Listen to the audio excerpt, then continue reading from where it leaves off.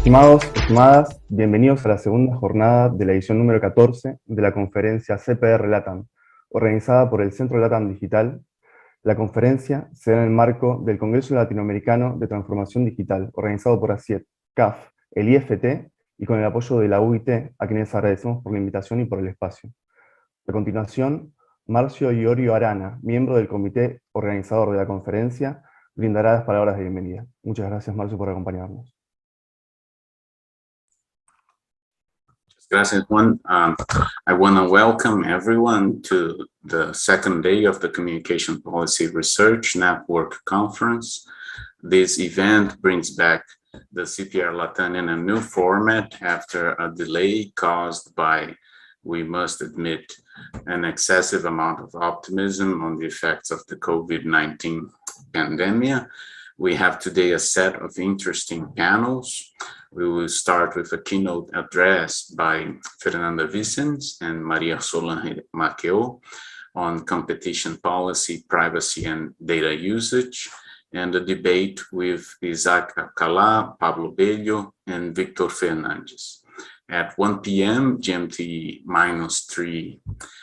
time zone, we will have a panel on papers submitted to the CPR Latam review process on ICT trade and competition with Fabio Storino, Jesus Zurita Gonzalez, Sayuri Koike, and Thiago Souza Prado. And finally, at 2 p.m., the last panel of papers will be presented by Caroline Butler, Roxana Barrantes, Lina Torres, Jorge Andrade, and Gustavo Hernan Fontanaz. On behalf of the organizing committee, Raul Katz, Hernan Galperin, myself, and the chair of this event, Judith Mariscal, I wish you all a productive day. Thank you very, very much. A gentle reminder to all the presenters that we need you to send me the final versions of the papers up to December the 10th, so that you may figure in the CPR Latam 2021 proceedings to be published hopefully at the end of this year. With that, I leave you with Juan Manuel Garcia, thanking him for all the effort put in the organization of this event. Thank you. Thank you very much, Marcio. Les recuerdo a todos los participantes del público que nos están mirando por YouTube que pueden dejar sus preguntas en el chat. Nosotros se las transmitiremos a los panelistas para que puedan responderlas luego de sus presentaciones. Así que, sin mucho más preámbulo, vamos a comenzar con los paneles. A continuación, primero quisiera de todas formas comentarles cómo va a ser la dinámica del día de hoy. Vamos a comenzar con una keynote a cargo de María Fernanda Vicens y María Solange Maqueo, del Centro de Estudios de Tecnología y Sociedad de la Universidad de San Andrés y del Centro de Investigación y de Ciencias Económicas, respectivamente, quienes van a presentar un reporte que escribieron para el Centro LATAM Digital acerca de políticas de competencia, privacidad y uso de datos. Luego de esa presentación del reporte, comenzaremos con una mesa de debate acerca de los resultados del reporte presentado por las investigadoras, del que participarán Isaac Alcalá, de la Dirección General de Mercados Digitales, Víctor Fernández, investigador del Centro de Derecho y Regulación de la Universidad de Brasilia, y Carlos Lugo Silva, comisionado de la Comisión de Regulación de Comunicaciones de Colombia. Luego de este panel de debate, comenzaremos con los paneles de las presentaciones que fueron sometidas para la conferencia CPR en su edición 2020, que, como decía recién Marcio, fue suspendida por la pandemia. En este caso habrá dos mesas de debates, una acerca de tecnología de la comunicación, comercio y competencia, en la que participarán Fabio Storino, de NIC-BR, Jesús Zurita González, del Instituto Federal de las Telecomunicaciones, Sayuri Koike, del Instituto Federal de Telecomunicaciones, y Thiago Souza Prado, de la Michigan State University, moderada por Marcio Iorio Arana. Y por último habrá una mesa de debate acerca de tecnologías de la comunicación para el desarrollo y brecha digital, de la que participarán Caroline Butler, de GSMA Intelligence, Diego Aguilar, de Instituto de Estudios Peruanos, Lina Torres, de Movilizatorio, Jorge Andrade, de Data Cívica, y Gustavo Hernán Fontanals, de la Universidad de Buenos Aires. Será moderada por Eric Huesca, de la Fundación para el Conocimiento y la Cultura Digital. Por último, les pido que por favor no se vayan luego del último panel, dado que presentaremos un nuevo fellowship desarrollado de forma conjunta por el Centro LATAM Digital y por ACIET, por lo que realmente les pido que estén atentos a esta convocatoria que de seguro les va a interesar. Muchas gracias y comenzamos entonces con el panel de María Solange Macchio y Fernanda Giesens. Bueno, Juan Manuel, muchísimas gracias por las presentaciones, Marcio, por la introducción, gracias a quienes estén escuchando, estaremos encantadas de recibir comentarios. Lo que vamos a contarles hoy, lo que vamos a presentar con Marisol, con María Solange, es un trabajo en progreso que empezamos ya, les diré, hace unos 3-4 meses, en el que estamos debatiendo y discutiendo cada una de nosotras desde nuestra especialidad. Yo soy economista y me dedico los últimos años a los temas de defensa de la competencia, fui vocal de la Comisión Nacional de Defensa de la Competencia, y Marisol ya les va a contar, ella es especialista en la legislación y temas de protección de datos. Entonces, viendo el actual contexto en el que estamos trabajando las dos en temas de la economía digital, en cómo la economía digital ha irrumpido en la sociedad desde muchas maneras, en muchos aspectos, y yo me he dedicado y me dedico a analizar de qué manera la economía digital irrumpe en los mercados, de qué manera mercados tradicionales están siendo, si se quiere, invadidos o transformados por la economía digital, es que nos encontramos con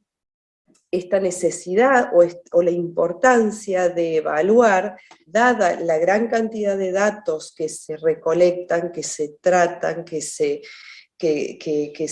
difunden en la economía digital, un fenómeno sin precedentes, nos encontramos en la necesidad, o nos resultó interesante evaluar y analizar en qué medida o de qué manera está interactuando en la discusión y en los hechos y en los casos a nivel internacional y en la región, la legislación de competencia con la legislación de privacidad y protección de datos. Entonces, nuestro foco en este trabajo es discutir, no hemos llegado todavía a las conclusiones finales, entonces en ese punto es interesante también recibir comentarios o diferentes perspectivas para nosotras, porque todavía el trabajo está en progreso, pero lo que hemos hecho en esta instancia es revisar bajo qué enfoques, bajo qué perspectivas se está abordando la interacción entre competencia, la política de defensa de la competencia y la política de protección de datos y privacidad. Para luego intentar valorar cuáles serían, dada la discusión internacional, cuáles serían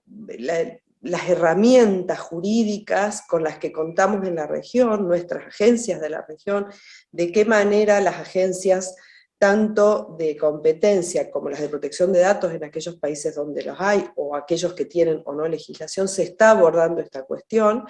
y cómo podemos plantearlo de cara al futuro, y aquí es donde es más interesante, sería para nosotros recibir comentarios, críticos, pensando ya en cómo la región puede abordar de cara al futuro este hecho que se ha vuelto fundamental hoy por hoy en el debate público de la economía digital. Yo voy a presentar un cuadro solamente como para, que creo que va a ayudar a compartir. Esto es el primer resultado, digamos, o el primer abordaje que estamos haciendo de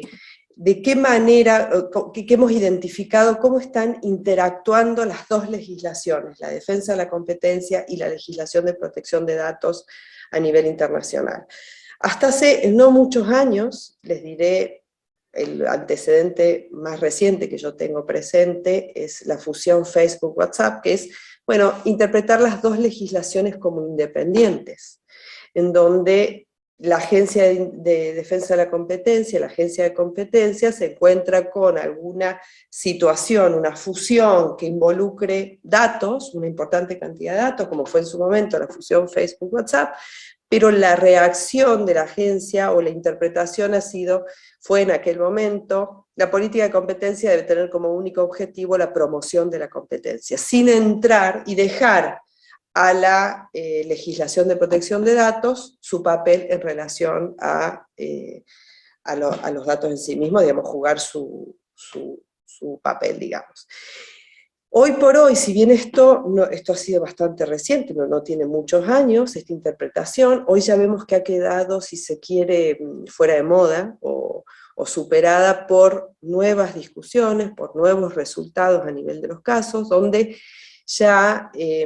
uno de los enfoques es incluir la privacidad como medida afectada por la competencia. Mientras que de manera tradicional la agencia de competencia, la legislación de competencia, en búsqueda del interés económico general, del bienestar del consumidor, lo que incorporaba en su análisis como variables de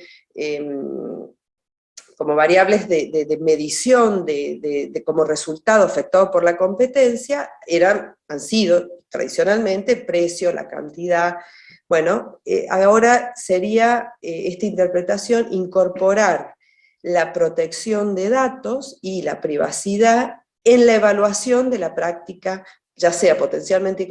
anticompetitiva o del control preventivo de fusiones. Que a la hora de hacer el análisis de efectos de una práctica o de una fusión, incorporar también una variable privacidad, además de la variable precio, la variable cantidad, la variable innovación que se ha ido introduciendo también en los últimos años, incorporar como variable considerada en el assessment competitivo a la privacidad. Esto sería, en cierto modo, como incorporarlo dentro de una consideración de calidad, ¿no? O sea, en el análisis tradicional de competencia, incorporar precio, cantidad, incorporar la calidad ya estaba incluido en el assessment competitivo. Bueno, hay quienes dicen consideremos a la privacidad como uno de los atributos de calidad a la hora de hacer esta evaluación competitiva, y entonces incorporamos en este análisis esta medida adicional, siempre y cuando, por supuesto, esté afectado por un cambio en la competencia, ¿no? No es que las agencias de competencia puedan directamente, bajo este enfoque, afectar condiciones de privacidad, sino que es en la medida en que alguna actuación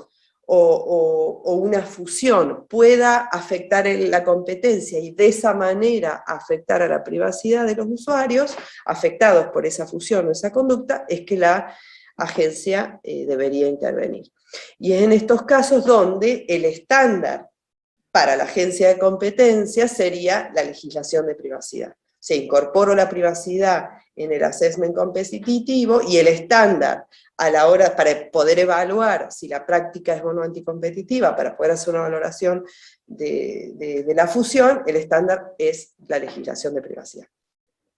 Hay un tercer enfoque diferente a este, pero también diferente a la legislación independiente, en donde las legislaciones aparecen en tensión. Y en este caso se reconocen dos cuestiones. En primer lugar, el uso o la privacidad como fundamento, o la defensa, la protección de la privacidad como fundamento para algunas empresas, como defensa para potenciales prácticas anticompetitivas. Es decir,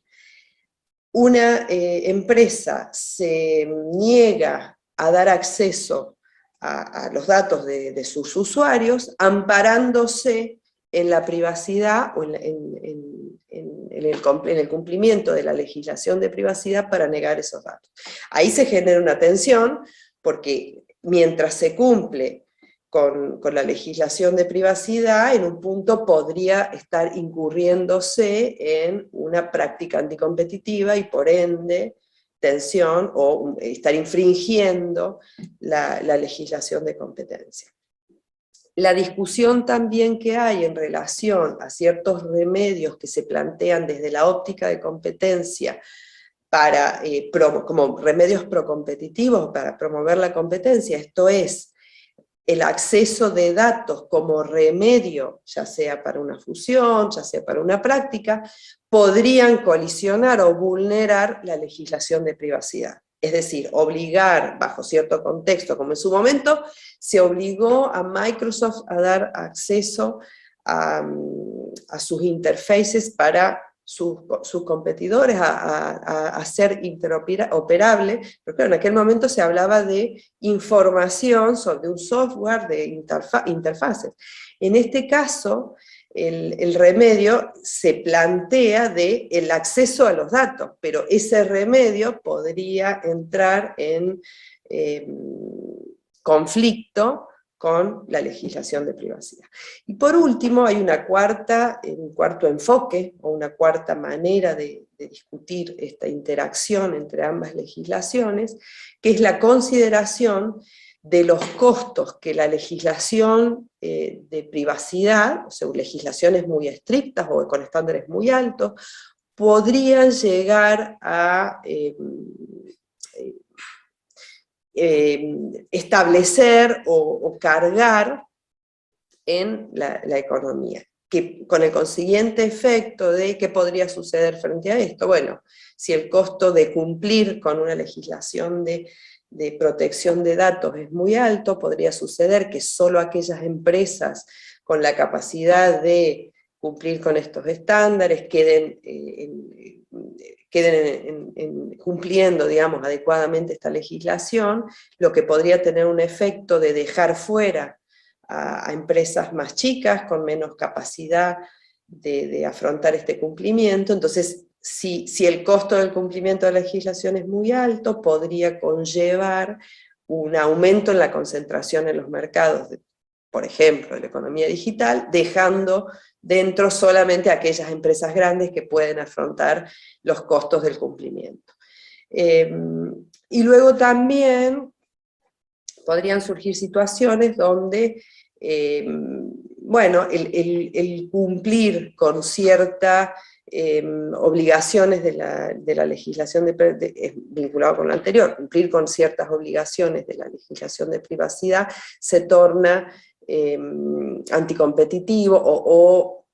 competitivamente poco, digamos que se pierde competitividad en el sentido, en esta idea de que ciertas empresas podrían no estar capacitadas para afrontar este cumplimiento. Entonces, cuando estos cuatro enfoques, ¿cómo los hemos visto o qué evidencia vemos de estos cuatro enfoques en la práctica, ¿no? Como les decía, a nivel internacional, el enfoque de legislaciones independientes fue el que se menciona, el que se aborda en su momento en la Comisión Europea en la función Facebook-WhatsApp. En relación a la privacidad como medida afectada por la competencia, el caso que dispara este enfoque, digamos, y que fue ciertamente para el mundo de competencia muy revolucionario, fue el caso Facebook en el Bundeskartellamt en Alemania, cuando el Bundeskartellamt le cuestiona a Facebook sus términos de referencia en relación al uso de datos que estaba haciendo de sus usuarios, que la agencia de competencia incorporara en su análisis una investigación de este tipo, que es lo que se conoce como investigaciones de tipo explotativo, donde se cuestiona a la empresa estar explotando de alguna manera al usuario. En este caso era, bueno, un caso de Facebook explotando al usuario en relación a los términos y condiciones que le imponía para el uso de sus datos. Este caso fue ciertamente disparador de de esta interpretación de privacidad como medida afectada para la competencia, y hay un antes y un después en el mundillo de defensa de la competencia en relación a esta manera de incorporar la privacidad en los análisis. Por supuesto, como todo, siempre que surge algo nuevo hay detractores y hay quienes apoyan esta visión, y de hecho vemos cómo en la región, por ejemplo, hemos tenido un par de casos donde se acompaña o se ha establecido este criterio que fija el Bundeskartellamt en su momento en el caso Facebook. Por ejemplo, en Argentina, en mayo de este año, la Agencia de Competencia estableció una medida cautelar y abrió una investigación a Facebook WhatsApp, justamente por los términos y condiciones en el uso de datos de WhatsApp, de los datos de Facebook. La investigación está abierta, la medida, lo que impuso la medida fue que demorara esto de que Facebook empezara a usar los datos de WhatsApp. Pero bueno, es un precedente relevante para la región que una de sus agencias adoptara ya un caso con este enfoque tan innovador establecido en su momento por Alemania. Brasil, una semana antes que Argentina, con la misma, digamos, teoría del daño, con la misma visión, pero con un procedimiento muy diferente, recomienda de manera conjunta Agencia de Competencia CAGI, Agencia de Protección de Datos, Agencia de Protección del Consumidor y Ministerio Público, una recomendación conjunta para Facebook WhatsApp, recomendándole que no cambie los términos de condiciones con los que venía trabajando en relación al uso de datos por parte de Facebook de WhatsApp. Digamos, el procedimiento fue diferente, mientras que la Agencia de Competencia Argentina lo hace de manera unilateral y con un procedimiento, si se quiere, digamos, un procedimiento dentro de los que están jurídicos dentro de la Agencia de Competencia. Brasil lo hace como una recomendación conjunta y mostrando una colaboración con el resto de agencias del país, en particular con la Agencia de Protección de Datos. Luego tenemos el enfoque de legislaciones en tensión. Hay un caso, hay un caso muy interesante en Estados Unidos, que es el caso, perdón, ahí he puesto una I, pero es HiQ versus LinkedIn, donde LinkedIn lo que hace es impedirle o bloquearle el acceso a los datos de sus usuarios, de los perfiles, datos que son públicos, pero que esta empresa lo que hacía era recolectarlos vía scrapping y avisar a las empresas cuando sus empleados hacían cambios de perfil, como indicadores de esta persona. A veces se entiende cuando hacemos cambios en nuestro perfil o hacemos ciertos anuncios de que estamos queriendo cambiar de trabajo. Entonces lo que hacía esta empresa era recolectar esa información, pasársela a las empresas diciéndole, bueno, tus empleados han hecho cambios de perfil, eso podría estar indicando que está queriendo cambiar de trabajo. Eso LinkedIn lo vio como una violación de la legislación, en realidad Estados Unidos no tiene una legislación específica de protección de datos, pero como una violación de la protección de datos del consumidor, y entonces cierra, le prohíbe a esta empresa esta recolección de sus datos en defensa de los datos de sus usuarios. Y esto fue claramente una tensión que LinkedIn le prohíbe a esta empresa seguir recolectando sus datos, le está negando el insumo necesario para esta empresa para poder seguir operando y prestando el servicio que presta, pero bueno, LinkedIn dice, son los datos de mis usuarios que yo tengo que proteger. Y entonces acá queda clarísimo la legislación, las dos legislaciones en tensión, donde la empresa HiQ denuncia en la justicia esta negativa de proveer estos datos que necesita para dar sus servicios, y LinkedIn se ampara diciendo, sí, pero yo tengo aquí que cuidar los datos de mis usuarios. La justicia le da la razón a la denunciante, dándole cierta prevalecencia, digamos, entonces a la legislación de competencia. Y eso ha sido cuestionado por algunos autores, justamente porque, bueno, ¿quién valora? En este caso, sí, es importante que pueda seguir este competidor en el mercado, pero por otro lado, el argumento de LinkedIn, defender los datos de perfil de sus usuarios, que los cambios, que yo como usuario pueda hacer cambios en mi perfil de LinkedIn sin que inmediatamente una empresa le comunique a mi empleador que yo estoy haciendo cambios, bueno, podría estar violando o ser un abuso de mi privacidad. Bueno, la justicia en Estados Unidos, en este caso, le dio, digamos, la razón a la denunciante, dándole, si se quiere, cierta prioridad a la legislación de competencia. Otros casos que hemos tenido como antecedentes en la región, o que, digamos, porque ya es interesante, una vez que planteamos todos estos enfoques, bueno, ¿qué hay de antecedentes ya en la región? Bueno, tenemos estos antecedentes sobre las recomendaciones y la medida cautelar a Facebook WhatsApp, en línea con el caso Facebook Bundeskartellamt, pero tenemos también otros antecedentes muy interesantes, por ejemplo, Chile, que no tiene, entiendo yo, y ya esto lo va a explicar mejor que yo María Sol, pero Chile no tiene una legislación específica de protección de datos, no tiene una agencia de protección de datos. Sin embargo, la agencia de competencia, en una fusión que evaluó muy recientemente, hace un par de años, la fusión Uber-Cornershop, considera específicamente, la Fiscalía Nacional Económica, que es quien revisa las fusiones,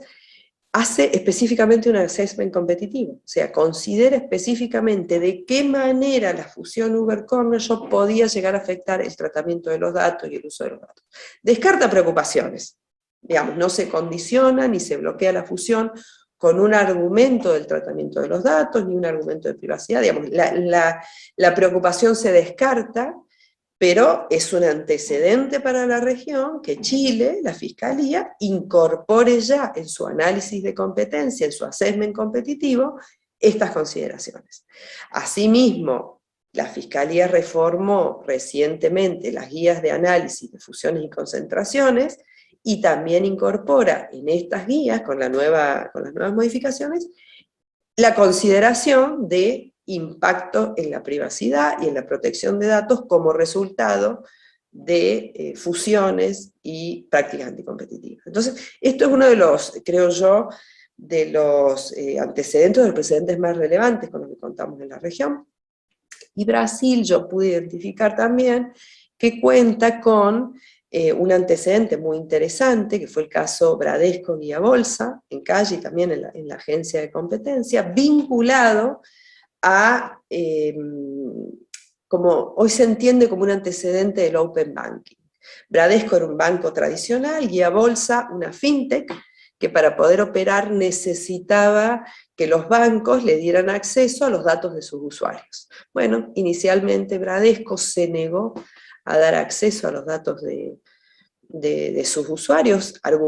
digamos, no es que se negó, impuso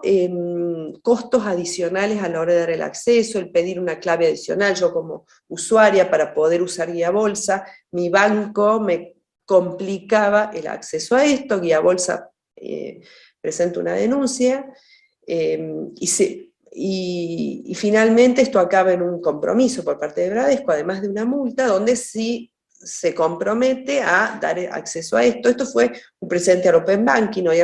Brasil ya tiene Open Banking, que es esto de los bancos dando acceso a sus datos para que nuevos competidores, las fintech esencialmente, puedan poder operar, ingresar al mercado de servicios financieros con nuevos productos innovadores, pero para lo cual requieren los datos de los usuarios que tienen los bancos, bajo autorización de cada usuario, ¿no? O sea, cada usuario dice, sí, autorizo a este banco para que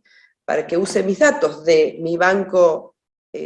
con el que yo ya estoy operando, y los bancos tienen la obligación de ya proveer estos datos. Esto ya es el Open Banking, que ya está, digamos, ya acaba de ser lanzado en Brasil, pero fue muy interesante cómo este caso fue un precedente también interesante. Luego tenemos, por ejemplo, Salvador, es otro de los países que no tiene legislación de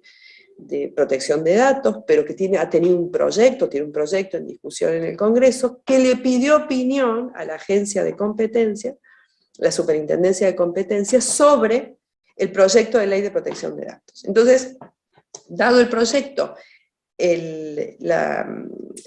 Congreso lo envía a la Superintendencia de Competencia, le pide su opinión, y la Superintendencia responde con una serie de recomendaciones pensando en la competencia. Y bueno, en qué medida, sin colisionar con los principios fundamentales del proyecto de ley,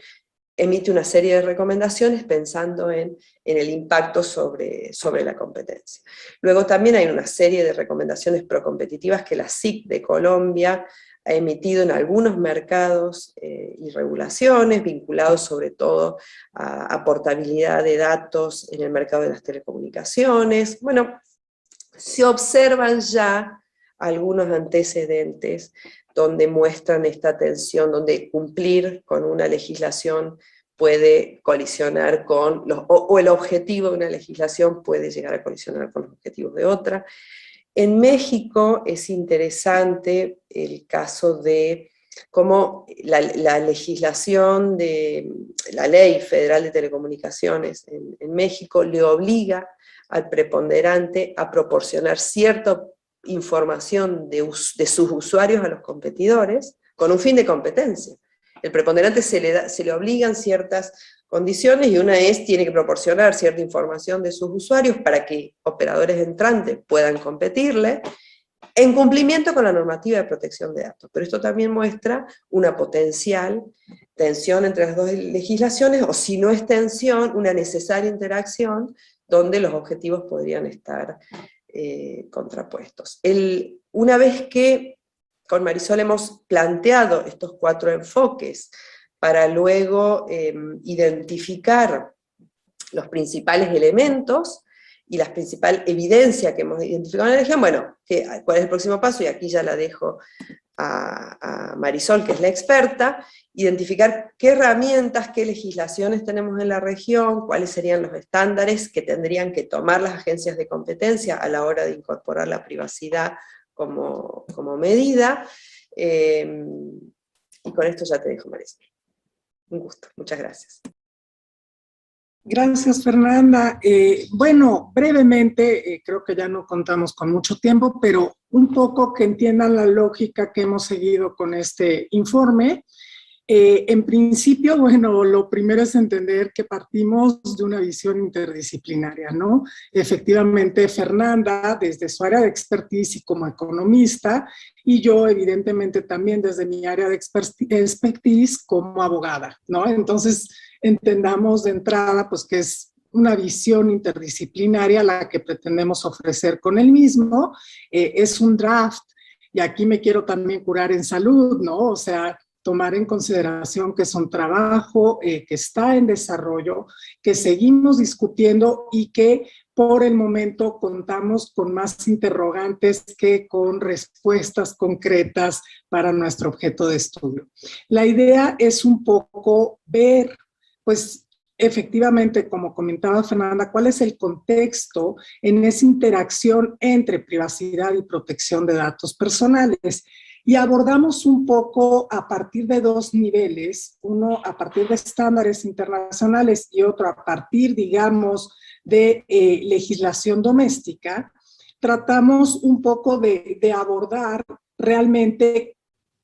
qué estándares tenemos actualmente.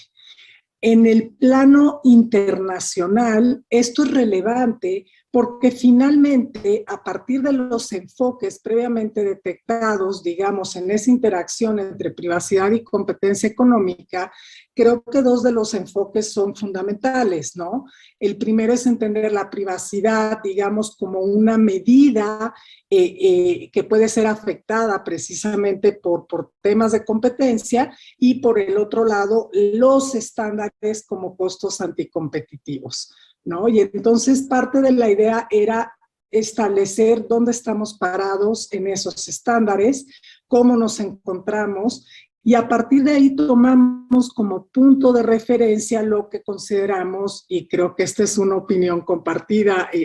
tanto por la literatura como en términos generales, partir pues de esta idea de que el Reglamento General de Protección de Datos de la Unión Europea sin duda alguna representa el estándar más, digamos, exigente en temas de protección de datos personales. De ahí se buscan algunos indicadores que nos permitan observar dónde estamos parados en el ámbito internacional. Y aquí en principio resulta quizá un poco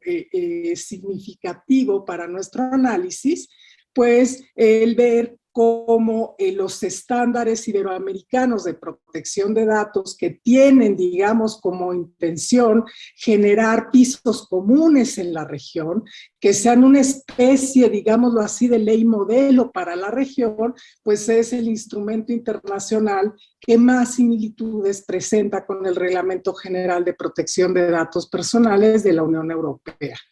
Esto impacta también, evidentemente, o se explica también por el proceso que ha seguido el desarrollo normativo de la protección de datos personales en América Latina o en los países que hemos seleccionado.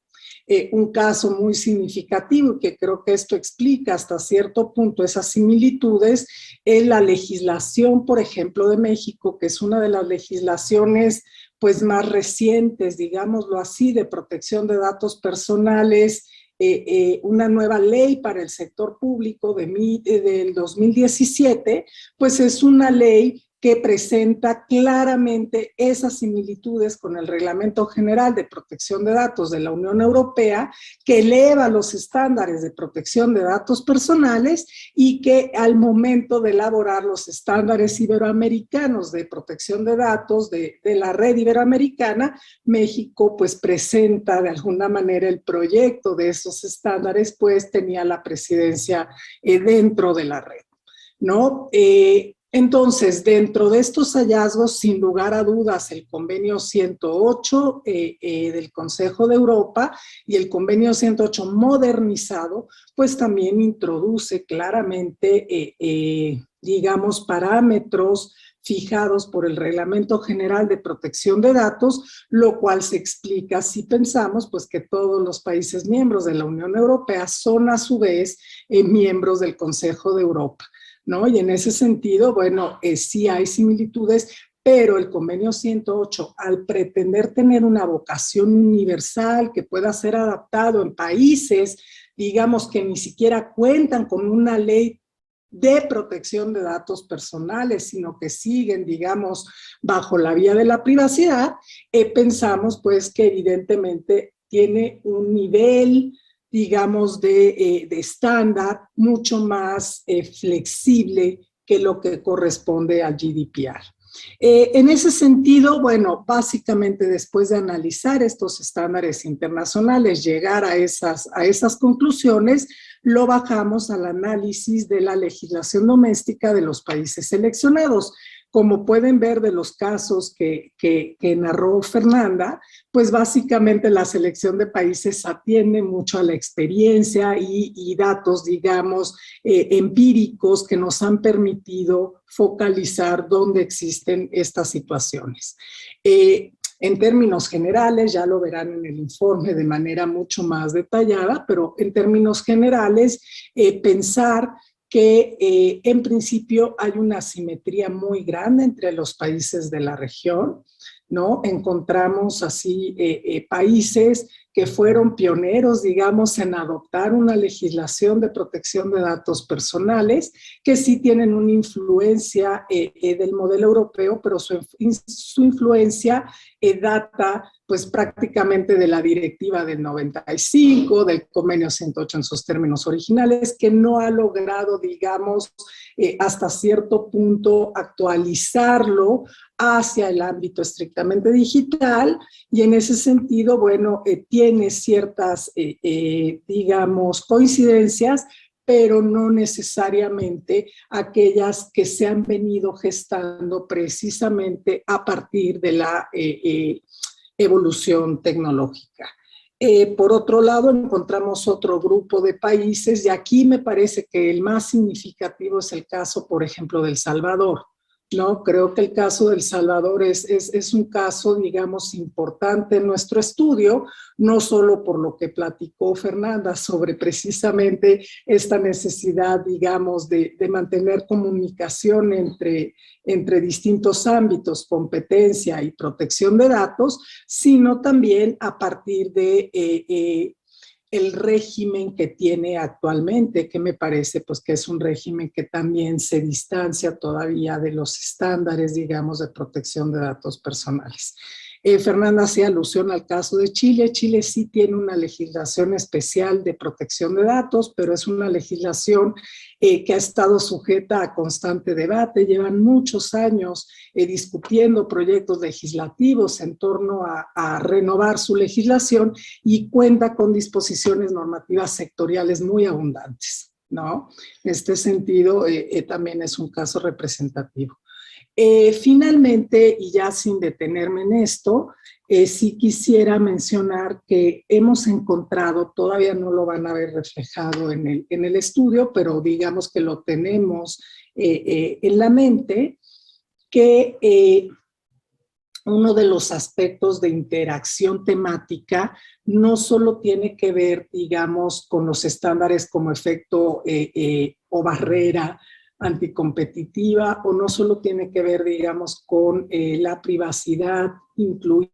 en el análisis a partir de la calidad, sino también hay un punto en el cual convergen, y creo que el caso precisamente de El Salvador es un referente en ese sentido, puede ser a partir de la mejora regulatoria, ¿no? Una comunicación que permita desde el diseño normativo establecer bases que de alguna manera puedan conciliar estas dos visiones de competencia y de privacidad. El caso de México todavía no está plasmado, pero es un caso interesante en el sentido de que tanto las autoridades de competencia, como es el caso de COFESE y el IFT, como la Agencia en Materia de Protección de Datos a nivel federal, que es el caso del INAI, convergen, por ejemplo, en el Sistema Nacional de Mejora Regulatoria, ¿no? Son invitados permanentes del Consejo Nacional de Mejora Regulatoria. Entonces, estamos explorando esos mecanismos también, digamos, de interacción y de coordinación entre posibles agencias, pues que permitan hasta cierto punto generar un equilibrio, digámoslo así, entre objetivos. Y con eso concluyo. Muchas gracias.